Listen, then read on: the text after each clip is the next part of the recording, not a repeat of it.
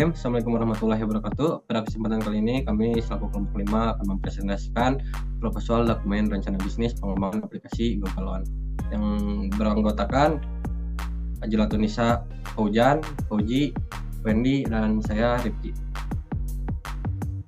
Selanjutnya ada beberapa poin yang akan dibahas pada kesempatan kali ini. Di antaranya ada pendahuluan, kelayakan produk dan pasar, kelayakan operasional, kelayakan finansial, dan kelayakan sumber daya manusia. Poin pertama ada pendahuluan yang akan dipresentasikan oleh rekan saya pada Ajilatunisa. Saya persilakan. Baik, selanjutnya di sini ada pendahuluan. Kebutuhan air minum yang esensial semakin meningkat, terutama di perkotaan dengan gaya hidup sibuk. Pemesanan galon secara tradisional sering menghadapi kendala seperti keterbatasan pilihan, transparansi harga, dan efisiensi waktu. GoGalon hadir sebagai platform digital yang menghubungkan konsumen dengan toko galon terdekat, menawarkan layanan antar, dan menyediakan pengalaman belanja modern yang praktis dan efisien. Platform ini mengintegrasikan teknologi untuk mendukung kebutuhan masyarakat dan meningkatkan distribusi air minum secara lebih terorganisir. Pertama itu motivasi dan alasan. GoGalon ini didirikan dengan tujuan untuk memberikan kemudahan akses masyarakat terhadap air minum bersih yang berkualitas. Layanan ini tidak hanya fokus kepada kenyamanan konsumen, tetapi juga memberikan manfaat kepada toko-toko galon lokal yang sering kali menghadapi tantangan dalam menjangkau pasar yang lebih luas. Adapun motivasi dan alasan utama pengembangan GoGalon adalah yang pertama itu mengatasi permasalahan konsumen, kedua meningkatkan pemberdayaan toko lokal, ketiga mendukung gaya hidup modern, yang keempat yaitu memberikan dampak positif. Nah, tujuannya yaitu menghubungkan toko galon dengan konsumen secara efisien, kedua memberikan layanan antar yang cepat dan nyaman, yang ketiga meningkatkan penggunaan teknologi dalam distribusi air minum, yang terakhir yaitu memberikan solusi praktis dan transparan dalam pemesanan dan pembayaran air minum. Selanjutnya akan dijelaskan oleh Wendy. Selanjutnya ada kelayakan produk dan pasar. Jadi nama jenis produk ini yaitu GoGalon, seperti yang sudah dijelaskan oleh saudari Ajilatunisa. Yang kedua yaitu unsur-unsur yang melekat pada produk GoGalon ini. Ada karakteristik diantaranya. Yang pertama, platform digital. Jadi, GoGalon menggunakan aplikasi mobile dan website agar mudah diakses oleh user yang akan menggunakan GoGalon tersebut. Yang kedua, ada rekomendasi lokasi terdekat. Dengan memanfaatkan fitur teknologi GPS, maka ketersediaan toko galon terdekat akan mudah ditemukan melalui GPS tersebut. Yang ketiga, ada layanan antar. Pengiriman galon yang cepat dan dapat dipantau secara real time, memastikan ketepatan waktu dan kenyamanan bagi konsumen. Ketiga, ada metode pembayaran digital. Jadi, di sini itu memanfaatkan seperti transfer bank, e-wallet, COD, maupun QRIS agar lebih fleksibel. Kemudian ada program diskon dan pengingat isi ulang. Terdapat poin yang diperoleh setiap kali pembelian melalui platform dan poin tersebut dapat ditukar dengan diskon atau hadiah. Serta pengingat otomatis untuk mengatasi masalah kelupaan dan memudahkan konsumen dalam mengatur pengisian ulang galon mereka. Kemudian ada harga produk. Harga produk itu isi ulang sekitar 7.000 sampai 30.000 per galon tergantung pada lokasinya. Sedangkan untuk galon baru itu 50.000 sampai 100.000. Kemudian ada keunggulan produk. Yang pertama ada kemudahan akses dan pengguna. Jadi GoGalon menyediakan platform yang mudah digunakan dengan menggunakan UI UX terkini agar lebih menarik perhatian dan mudah dipahami oleh user. Kemudian ada layanan antar yang efisien dan tepat waktu. Layanan yang ditawarkan oleh GoGalon lebih efisien karena bekerja sama dengan pengantar galon dengan melalui pelatihan kepada pihak tersebut agar pengiriman tidak terlambat dan sesuai dengan prosedur. Kemudian ada fitur pengingat isi ulang. GoGalon menawarkan fitur pengingat otomatis untuk pemesanan ulang berdasarkan frekuensi yang ditentukan oleh pengguna. Kemudian ada program loyalitas.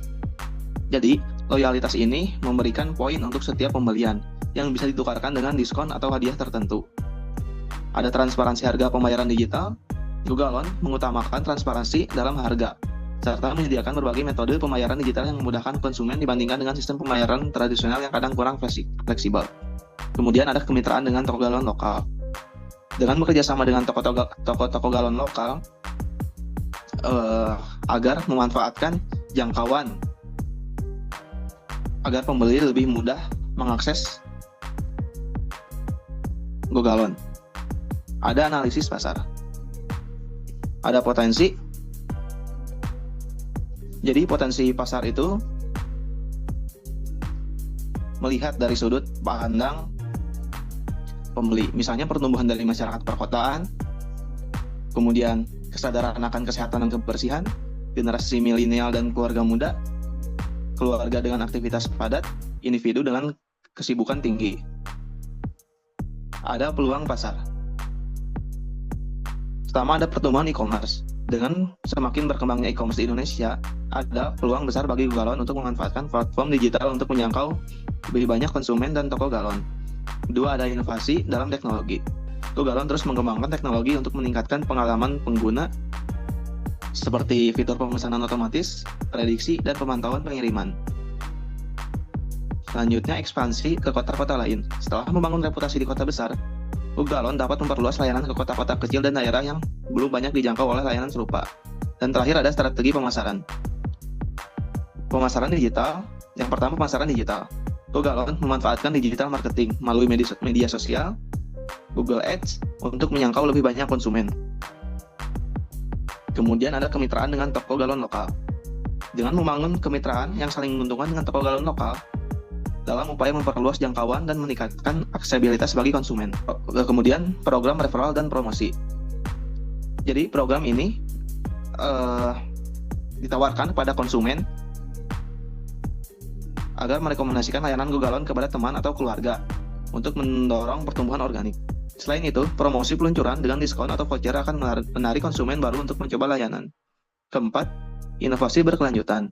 GoGalon akan terus berinovasi baik dalam pengembangan teknologi platform, pemrograman aplikasi, maupun dalam penambahan fitur baru yang sesuai dengan kebutuhan pasar, seperti pengingat otomatis dan pengelolaan pesanan yang lebih efisien. Lalu selanjutnya ada kelayakan operasional yang akan dipresentasikan oleh Saudara Pujan.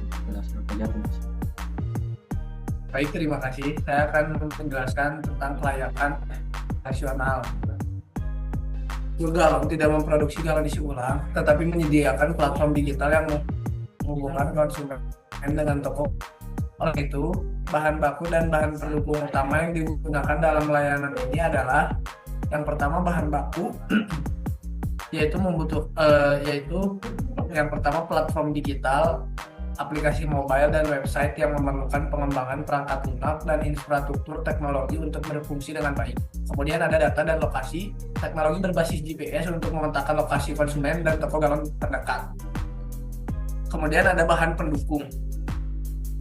Yang pertama yaitu server dan sistem penyimpanan data yang aman untuk memproses dan menyimpan data pengguna serta transaksi.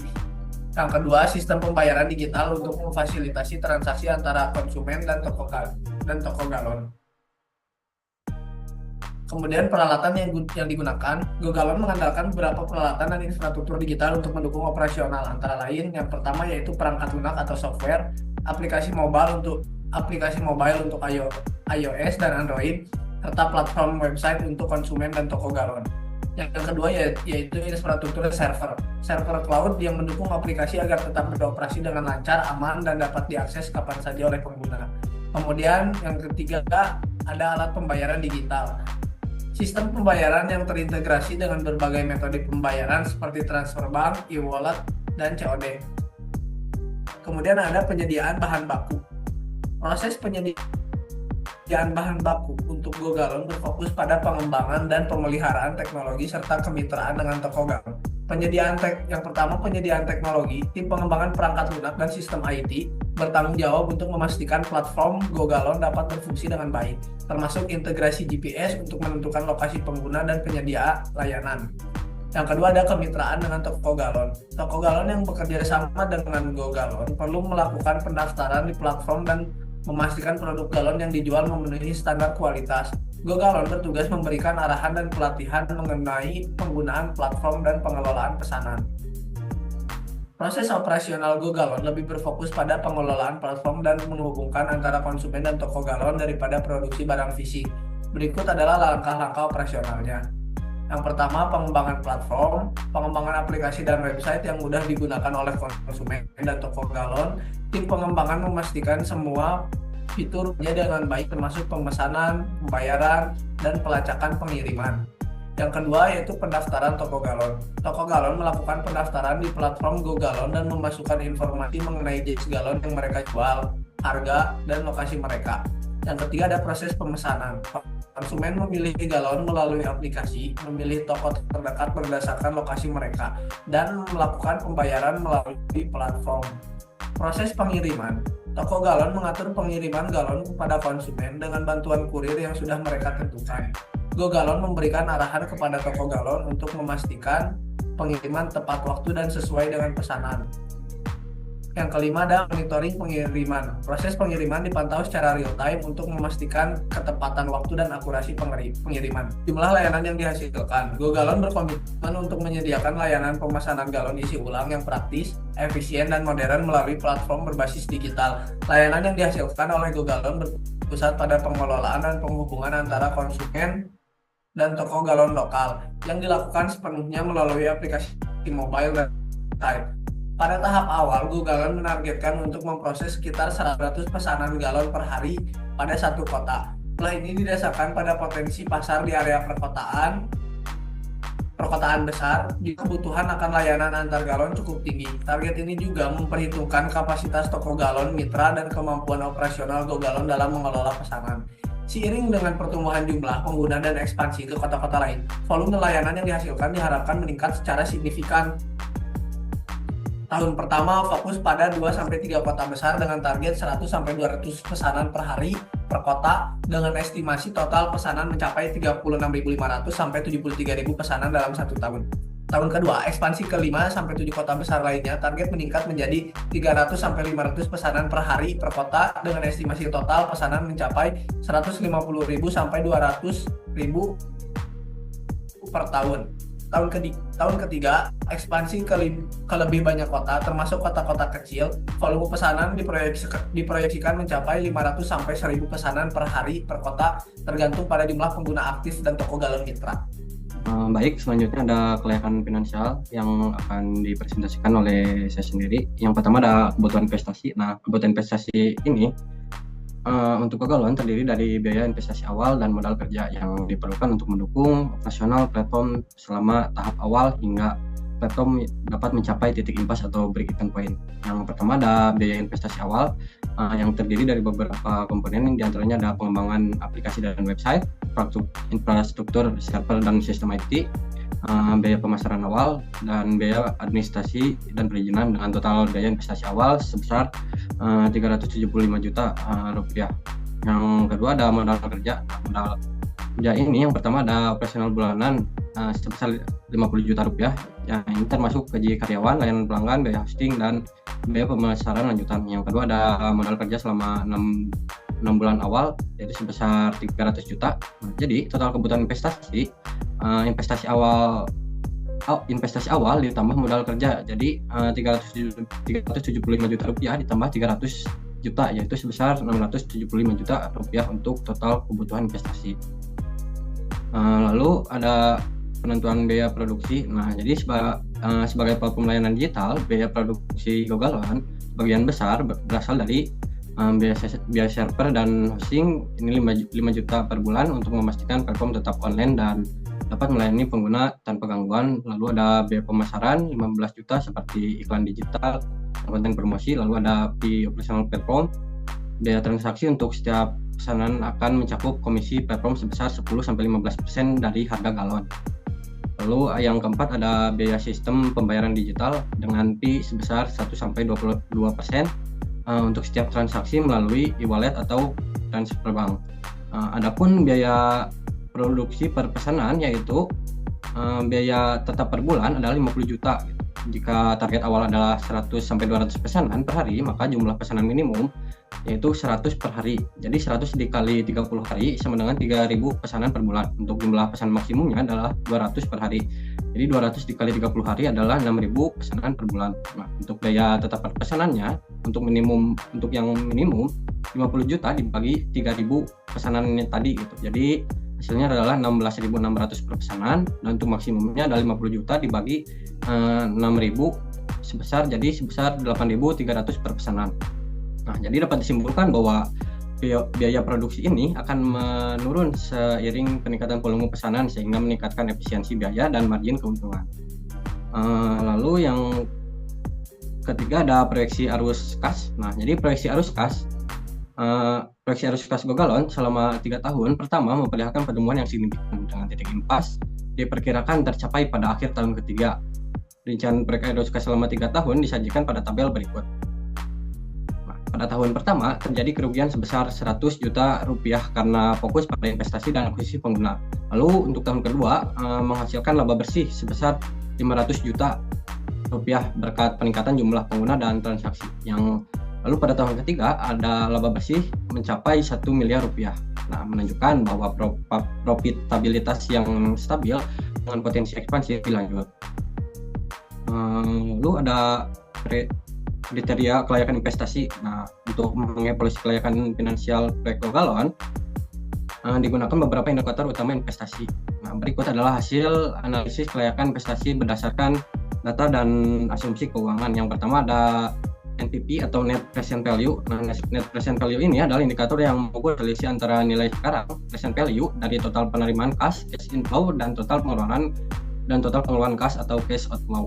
Nah, selama periode investasi, NPV menunjukkan apakah proyek memberikan keuntungan setelah mempertimbangkan nilai waktu dari uang. Nah, di sini ada tingkat diskontonya yang digunakan adalah 10%, mengacu pada tingkat pengembalian yang diharapkan oleh investor. Nah, ini mencerminkan risiko dari proyek.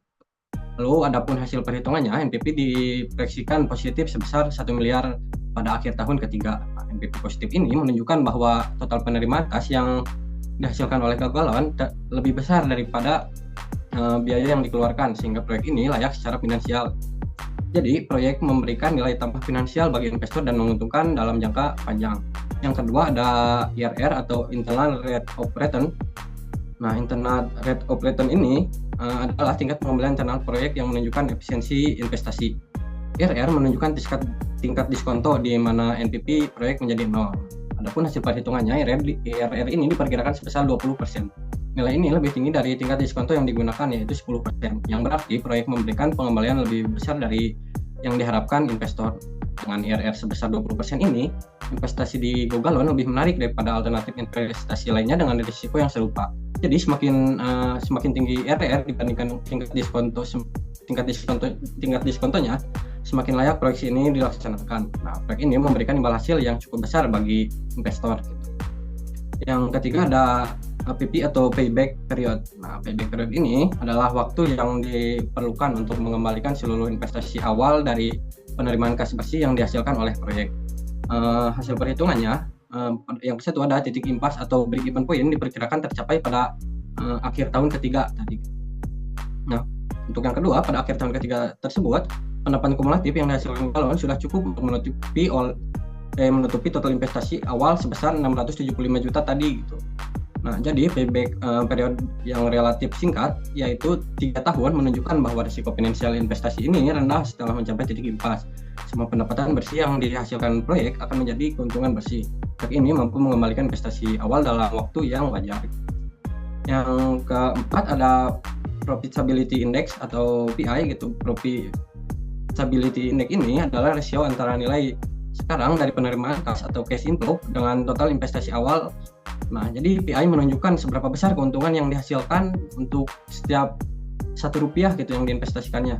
Nah, jadi hasil perhitungannya PI yang diperkirakan sebesar adalah 1,5. Nah, ini berarti bahwa setiap Rp1 yang diinvestasikan dalam proyek akan menghasilkan nilai tambah sebesar Rp1,5. Nah, PI lebih besar dari 1 menunjukkan bahwa proyek ini memiliki nilai yang lebih besar dari investasi awalnya gitu. Jadi semakin tinggi nilai PI, semakin menarik pula proyek tersebut untuk dilaksanakan. Nah, proyek sangat menguntungkan dengan tingkat pengembalian yang signifikan dibandingkan investasi awal. Jadi berdasarkan analisis kriteria kelayakan investasi tadi, proyek Go Galon layak untuk dilaksanakan karena proyek ini menawarkan NPV positif yang menunjukkan keuntungan finansial, terus IRR sebesar 20% lebih tinggi dari tingkat diskonto yang tadi 10% gitu, membuktikan pengembalian investasi yang menarik. Untuk payback period hanya 3 tahun, ini menunjukkan risiko finansial yang rendah. Untuk profitability index-nya 1,5 menegaskan bahwa proyek ini memberikan nilai tambah yang signifikan untuk setiap unit investasi. Nah, dengan indikator-indikator berikut, proyek GoGalon berpotensi memberikan manfaat finansial jangka panjang yang besar bagi para investor. Yang selanjutnya, pada poin E ada proyeksi neraca dan laporan laba atau rugi. Proyeksi neraca ini menggambarkan kondisi keuangan GoGalon termasuk aset, kewajiban, dan ekuitas selama 3 tahun pertama operasional. Yang pertama ada aset. Nah, ini aset ini ada 2, yaitu ada aset tetap yang meliputi pengembangan aplikasi, website, server, dan infrastruktur IT dengan nilai awal aset tetap adalah 250 juta. Nah, aset ini akan diamortisasi selama 5 tahun dengan penyusunan sebesar 50 juta per tahun. Untuk aset lancarnya ada kas yang pertama. Nah, ini adalah sisa uang tunai setelah operasional dalam investasi. Lalu ada piutang, pendapatan yang belum diterima dari mitra atau konsumen. Nah, nilai total aset lancar diproyeksikan sebesar 150 juta di akhir tahun pertama dengan peningkatan seiring pertumbuhan pendapatan. Lalu ada kewajiban. Kewajiban ini ada pinjaman modal kerja. Nah, jadi pinjaman modal kerja ini adalah sebesar 300 juta diambil untuk mendukung operasional awal. Pinjaman ini direncanakan akan dilunasi dalam waktu 3 tahun. Selanjutnya ada ekuitas. Ekuitas ini ada modal awal. Nah, modal awal ini adalah investasi awal oleh pemilik itu sebesar 375 juta rupiah yang seperti yang tadi dijelaskan untuk pengembangan dan operasional awal. Lalu ada ekuitas total. Nah, jadi ekuitas total akan meningkat setiap tahun seiring dengan akumulasi laba bersih yang dihasilkan. Lalu ada proyeksi laporan laba rugi pada tahun ke-1 sampai tahun ke-3. Nah, proyeksi laporan laba rugi menunjukkan pendapatan biaya dan laba bersih yang dihasilkan oleh GoGalon selama 3 tahun pertama operasional. Pada tahun ke-1, pendapatan berasal dari komisi transaksi sebesar 10-15% dan biaya pengiriman total pendapatan diproyeksikan sebesar 500 juta. Lalu ada biaya operasionalnya. Nah, ini biaya pemasaran digital, yaitu pengembangan platform, gaji karyawan, dan biaya hosting server dengan total biaya 600 juta rupiah. Itu untuk rugi bersihnya, karena fokus pada investasi dan akuisisi pengguna tersebut, terdapat kerugian sebesar 100 juta rupiah di tahun pertama. Dan untuk tahun kedua, ini adalah tahun untuk pertumbuhan dan ekspansi gitu. Yang pertama ada pendapatannya dengan peningkatan jumlah pengguna dan pesanan. Lalu untuk biaya operasionalnya, peningkatan biaya seiring dengan ekspansi yang ke lebih banyak kota tersebut, tetapi tetap terkendali di Rp 1 miliar. Lalu untuk laba bersihnya, setelah pengeluaran, laba bersih diperkirakan sebesar 500 juta rupiah. Nah, untuk tahun ketiga, ini adalah tahap keberlanjutan dan keuntungan. Pendapatan dengan ekspansi yang lebih luas, pendapatan meningkat menjadi perkiraan Rp 3 miliar gitu. Biaya operasionalnya, total biaya meningkat menjadi 2 miliar karena skala operasional yang lebih besar. Untuk laba bersihnya, laba bersih diproyeksikan sebesar 1 miliar rupiah untuk menunjukkan profitabilitas yang stabil. Nah, dari laporan di atas dapat disimpulkan bahwa pertumbuhan aset adalah aset total meningkat dari 400 juta di tahun pertama menjadi 650 juta di tahun ketiga, mencerminkan keberhasilan akumulasi laba bersih dan pelunasan kewajiban. Untuk keberlanjutan finansialnya, meskipun mengalami kerugian di tahun pertama, GoGalon mampu menghasilkan laba bersih mulai tahun kedua dan menunjukkan profitabilitas yang stabil di tahun ketiga. Untuk potensi ekspansi dengan arus kas yang semakin positif, GoGalon memiliki kapasitas untuk memperluas operasional ke lebih banyak kota di tahun-tahun mendatang. Nah, jadi proyek ini memberikan gambaran bahwa GoGalon tidak hanya layak secara finansial, tapi juga memberikan potensi pertumbuhan jangka panjang yang signifikan. Selanjutnya ada kelayakan sumber daya manusia yang akan dipresentasikan oleh rekan saya, Pendasar Dodopoji. Kami persilakan. Selanjutnya saya akan menjelaskan konten kelayakan sumber daya manusia. Nah, di sini ada yang pertama analisis kebutuhan SDM dan deskripsi pekerjaannya. Jadi untuk mendukung operasional dan pengembangan bisnis GoGalon, tim dirancang berdasarkan fungsi utama, yaitu ada bisnis strategis, manajemen strategis, teknologi, pemasaran, dan layanan pelanggan. Oke, berikut ada region posisi ya. Yang pertama ada manajemen strategis yang terdiri dari 2 orang, yaitu CEO. CEO ini untuk memimpin perusahaan, merancang strategi bisnis gitu ya, dan bertanggung jawab atas pengambilan keputusan untuk memastikan bisnis berjalan sesuai rencana. Terus ada CTO, sini tugasnya untuk mengelola pengembangan teknologi, memastikan platform digital, aplikasi, dan website berjalan dengan optimal dan menjaga keamanan dan data pelanggan. Kemudian ada yang kedua, operasional dan teknologi, ada 4 orang. Yang pertama ada developer, bertugas untuk mengembangkan aplikasi, memperbarui fitur, memperbaiki bug, dan mengintegrasikan sistem pembayaran. Terus yang kedua ada IT support, memberikan dukungan teknis untuk profesional seperti troubleshooting dan maintenance system. Dan ada admin sistem ya. Di sini ada tugasnya mengelola data platform, membantu pengaturan server dan memastikan semua sistem berjalan lancar. Nah, untuk untuk developer ya ada 2 orang, jadi totalnya 4. Kemudian ada yang ketiga ada pemasaran dan hubungan mitra, terdiri dari 2 orang. Yaitu yang pertama ada digital marketer, tugasnya mengelola kampanye pemasaran digital, meningkatkan kesadaran merek melalui medsos ya, SEO dan iklan online. Selanjutnya ada account manager, tugasnya untuk membangun hubungan baik dengan mitra bisnis, supplier air galon ya, dan memastikan kerjasama berjalan sesuai target.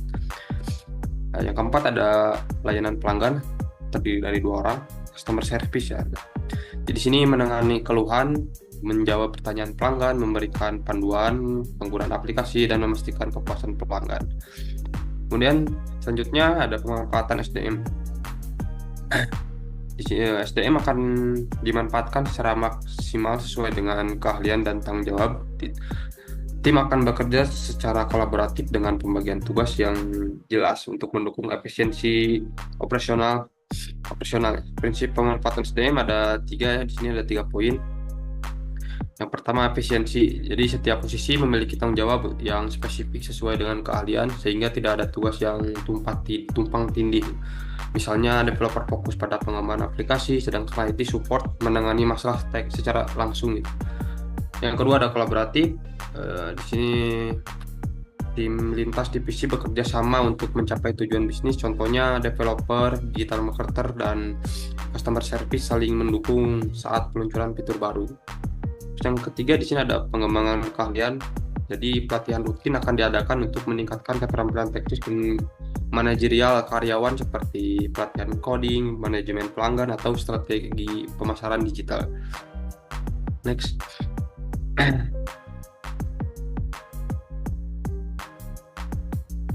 Terus selanjutnya ada kualifikasi SDM yang dibutuhkan ya. Di sini ada CEO, Chief Executive Officer. Di sini mungkin kami akan membutuhkannya pendidikan minimal S1 di bidang manajemen atau bisnis ya. Pengalaman 5 tahun di posisi manajerial ya. Terus keterampilan kepemimpinan, strategi bisnis, dan pengambilan keputusan. Terus ada CTO, Chief Technology Officer. Di sini pengalaman minimal S1 teknik informatika atau ilmu komputer ya. Pengalaman 5 tahun di bidang teknologi, keterampilan pengembangan perangkat lunak, manajemen infrastruktur IT, dan inovasi teknologi. Kemudian ada developer yang ada 2 orang di sini. Pendidikannya minimal S1 teknik informatika, pengalaman 2 tahun di pengembangan aplikasi, keterampilan coding, Java Flutter, PHP, integrasi API, dan pengelolaan database. Terus yang keempat ada digital marketer. Di sini pendidikan minimal S1 pemasaran atau komunikasi ya. Pengalaman 2 tahun di digital marketing, keterampilan SEO, Google Ads, dan analitik data. Kemudian ada customer service, ada 2 orang di sini. Pendidikan minimal D3, pengalaman 1 tahun di layanan pelanggan, keterampilan komunikasi, problem solving, dan multitasking. Selanjutnya ada sistem penggajian dan kompensasi. Di sini ada struktur gaji bulanan, perkiraan. Di sini perkiraan CEO sekitar 20 sampai 25 juta. Terus CTO 18 sampai 22 juta, developer 8 sampai 12 juta per orang ya. Digital marketer 7 sampai 10 juta, customer service 5 sampai 7 juta per orang. Kemudian ada yang kedua ada sistem kompensasi tambahan. Di sini bonus kinerja yang ada 3 poin ya di sini. Yang pertama bonus kinerja, yang kedua tunjangan, yang ketiga program pengembangan. Untuk yang pertama, bonus kinerja diberikan berdasarkan pencapaian target individu dan tim sesuai kuartal. Yang kedua tunjangan kesehatan, transportasi, dan komunikasi untuk semua karyawan. Yang ketiga ada program pengembangan. Jadi karyawan akan mendapatkan pelatihan untuk meningkatkan keterampilan profesional mereka, seperti pelatihan coding untuk developer atau strategi pemasaran untuk digital marketer. Jadi ya, dengan struktur SDM yang jelas, kualifikasi yang relevan, dan sistem kompensasi yang kompetitif, Go Galon dapat membangun tim yang solid untuk mendukung pertumbuhan dan keberlanjutan bisnis. Strategi ini memastikan operasional berjalan dengan lancar dan kebutuhan pelanggan terpenuhi secara maksimal. Oke, sekian saja dari saya. Selanjutnya untuk kesimpulan ya akan dijelaskan oleh saudari Ajila Tunisa. Selanjutnya di sini ada kesimpulan, Go Galon ini hadir sebagai solusi modern untuk memenuhi kebutuhan masyarakat perkotaan akan layanan distribusi air minum galon yang praktis, efisien, dan berbasis teknologi. Berdasarkan analisis yang dilakukan, proyek ini memiliki potensi pasar yang besar, terutama di wilayah perkotaan dengan gaya hidup sibuk dan meningkatnya kesadaran masyarakat akan pentingnya konsumsi air bersih. Dari segi teknis, infrastruktur, dan teknologi yang dirancang telah memadai untuk mendukung operasional platform, termasuk fitur-fitur yang inovatif seperti pengingat isi ulang otomatis dan integrasi pembayaran digital. Secara finansial, proyeksi menunjukkan bahwa proyek ini dapat mencapai titik impas pada akhir tahun ketiga dengan potensi keuntungan yang signifikan di tahun-tahun berikutnya. Selain itu, struktur organisasi yang dirancang dengan kualifikasi SDM yang sesuai akan mendukung keberlanjutan operasional bisnis. Dengan berbagai keunggulan tersebut, Go Galon diyakini mampu menjadi pelopor dalam layanan distribusi air galon berbasis digital di Indonesia. Dan kemudian ini referensi yang kami pakai. Nah, saya kembalikan kepada moderator. Baik, sekian presentasi yang dapat kami sampaikan. Sebelumnya mohon maaf bila terdapat kesalahan yang kami lakukan secara sengaja maupun tidak sengaja. Assalamualaikum warahmatullahi wabarakatuh.